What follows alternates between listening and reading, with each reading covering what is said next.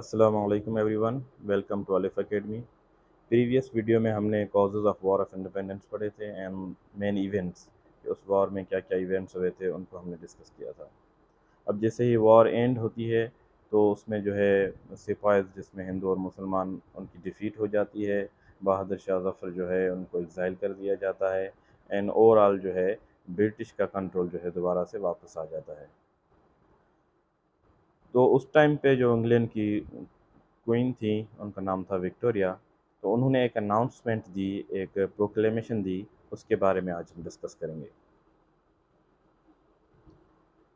अच्छा, जो क्वीन की प्रोक्लेमेशन थी उनकी जो मेन पॉइंट्स हैं, सबसे पहले जो वो अनाउंसमेंट थी उसमें ये बात की गई थी कि अब जो है direct rule under the British crown, जो इंडिया जो है वो ब्रिटिश क्राउन के अंदर आ गया था और डायरेक्ट जो है ब्रिटिश का रूल स्टार्ट हो गया था।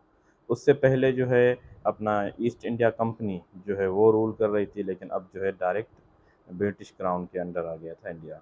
India was brought under the direct rule of the British crown and the authority of the East India company was transferred to the British government. जो भी अथॉरिटीज़ थी अपना ईस्ट इंडिया कंपनी की, वो जो है ब्रिटिश गवर्नमेंट को मिल गई। तो उनके प्रोक्लेमेशन में पहली बात ये थी। दूसरा ये कि establishment of new administrative structure जो है, एडमिनिस्ट्रेटिव स्ट्रक्चर जो है वो नए तरीके से इस्टेब्लिश हुआ। उसमें एक secretary of state was appointed in the British parliament. British parliament में एक सेक्रेटरी ऑफ स्टेट इंडिया की तरफ से जो है वो वहाँ पर बिठाया गया कि वो सारे इंडियन अफेयर्स को और जो रेवेन्यूज़ मिलती हैं उनको वो देखेगा। एंड उस सेक्रेटरी को जो है 15 मेंबर की काउंसिल इंडिया में होगी जो उसको एडवाइस करेगी उस सेक्रेटरी ऑफ स्टेट को। तो एक सेक्रेटरी ऑफ स्टेट वो बनाया गया है एंड 15 मेंबर की काउंसिल बनाएगी इंडिया के अंदर, जो कि उस सेक्रेटरी को, जो कि ब्रिटिश पार्लियामेंट में बैठा हुआ है, उसको जो है एडवाइस देंगे और जो उसके हवाले से जो भी डिस्कशंस हैं वो करेंगे। एंड तीसरी बड़ी चेंज जो क्वीन प्रोक्लेमेशन में थी, अनाउंसमेंट जो उसमें यह था कि अब जो है टाइटल जो है वो चेंज हो गया था। गवर्नर जनरल से अब जो है वाइसरॉय का टाइटल जो है वो आ गया। अब लॉर्ड कैनिंग जो कि लास्ट गवर्नर जनरल था, उसने जो है ना उसका टाइटल अब जो है वाइसरॉय हो गया, क्योंकि ब्रिटिश जो है वो डायरेक्ट कंट्रोल में आ गया था ब्रिटिश क्वीन के। तो अब वाइसरॉय का मतलब ये होता है, voice means in the place and Roy means in the king और क्वीन के इन द प्लेस में। जिस तरह से वाइस कैप्टन होता है एंड वाइस प्रिंसिपल होता है, उसकी जगह पर जो रूल कर रहा होता है, तो उसको उस टाइम पे जो है टाइटल मिला था वाइसरॉय का।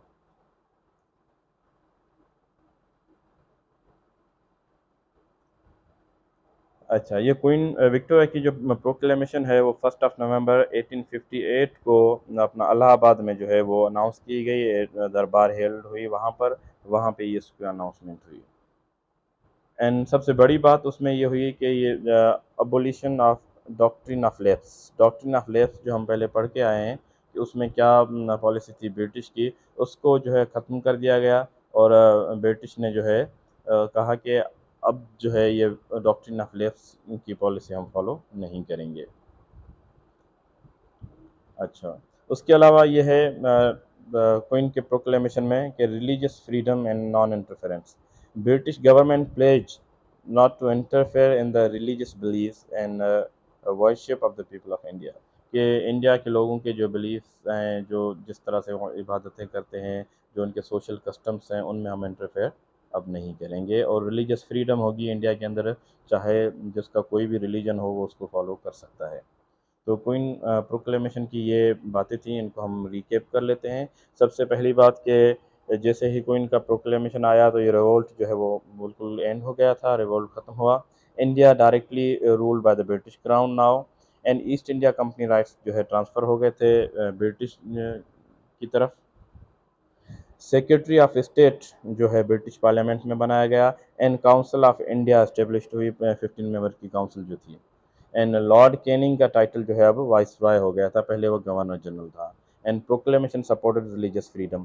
तो क्वींस प्रोक्लेमेशन में, अनाउंसमेंट में कुल मिला के ये 6 बातें जो है वो थी जो हमने अभी डिस्कस की। अच्छा, अब आते हैं consequences of the war of independence, मतलब क्या नताज निकले जब ये वॉर ऑफ इंडिपेंडेंस ख़त्म हो गई तो इंडिया के अंदर क्या नताज निकले। तो ये भी चीज़ें जो है अपना क्वीन के प्रोक्लेमेशन से कुछ मिलती जुलती हैं और कुछ चीज़ें जो है ब्रिटिश ने दोबारा अनाउंस की, तो उनको हम डिस्कस कर लेते हैं कि वो क्या क्या चीज़ें थी। एक तो abolition of the doctrine of lapse के वॉर ऑफ इंडिपेंडेंस के बाद डॉक्ट्रिन ऑफ लेप्स को जो है वो ख़त्म कर दिया गया। एंड दूसरा जो है इंस्ट्रक्शन टू मिशनरीज, मिशनरीज जो क्रिश्चियन मिशनरीज थी जो अपना क्रिश्चियन रिलीजन को प्रीच कर रही थी, उनको कहा गया कि अब वो फोर्सफुल कन्वर्जन नहीं करेंगी। जबकि हमने रिलीजियस कॉजेज़ में जो है वॉर ऑफ इंडिपेंडेंस में पढ़ा था कि वो फोर्सफुल कन्वर्जन जो है कर रही थी, लेकिन अब जो है वॉर ऑफ इंडिपेंडेंस के बाद क्वीन ने ये प्रोक्लेमेशन दिया और ये कॉन्सिक्वेंस निकला, ये नतीजा निकला कि अब उनको कहा गया कि आप जो है फोर्सफुल कन्वर्जन नहीं करेंगे। कर्टेल्ड वर्निकुलर स्कूल्स, अब जो है मिशनरीज जो है डिफरेंट स्कूल्स चला रहे थे उर्दू लैंग्वेज में, हिंदी में, और रीजनल लैंग्वेज डिफरेंट थी, उनको ख़त्म कर दिया गया और उनकी जो एड्स आती थी, जो उनकी फंडिंग आती थी, उसको भी कम कर दिया गया। लेकिन इंग्लिश जो है एजुकेशन, उस पे एम्फेसिस ज़्यादा जो है फिर भी रखा गया और इंग्लिश एजुकेशन पे जो है डिफरेंट फंड्स जो है वो उनको मिल रहे थे और वो कंटिन्यू हो रही थी इंडिया के अंदर।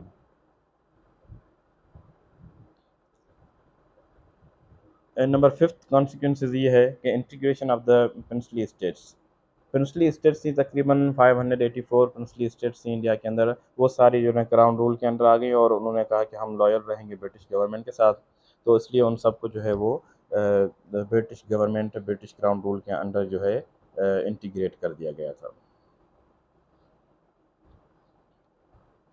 नंबर सिक्स पे ये है कि empowerment of the तालुकादार्स and zamindars, जो तालुका होते थे, डिफरेंट तहसील होती थी, उनके जो हेड होते थे एंड जो ज़मींदार होते थे जिनके पास बहुत ज़्यादा ज़मीनें होती थी, उनको बहुत ज़्यादा लैंड राइट्स मिले और ये जो है कि ब्रिटिश के साथ अपना लॉयल रहेंगे ये लोग, ये बैकबोन थे। एंड प्रिंसेस के साथ मीन्स प्रिंसली स्टेट के साथ साथ ये जो ज़मींदार थे, तालुकादार थे, इनको भी जो है ब्रिटिश ने बहुत ज़्यादा सपोर्ट किया।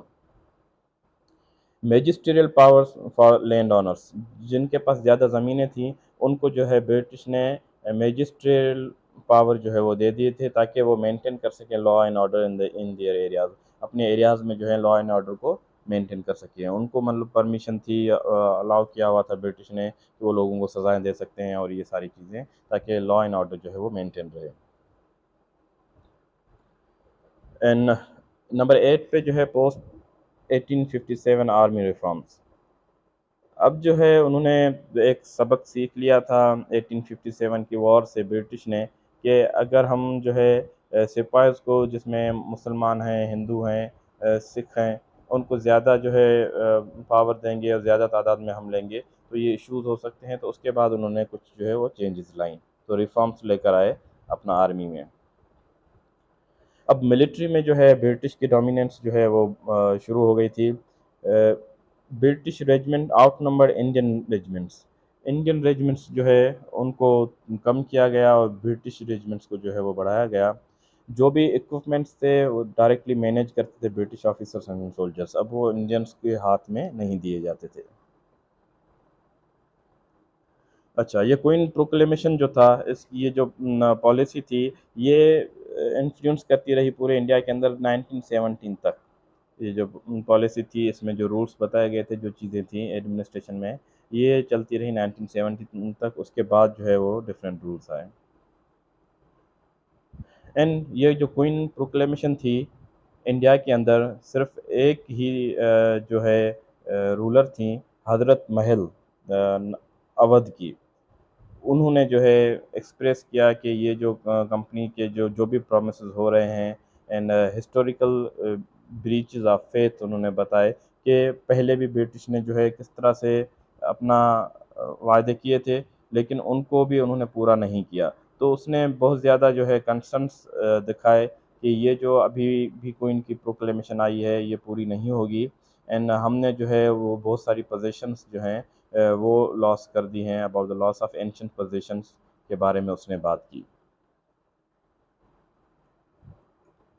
हम रिकेप कर लेते हैं कॉन्सिक्वेंसेस को, जिसमें सबसे पहला ये था कि queen proclamation abolished doctrine of lapse and missionaries urge no force conversion.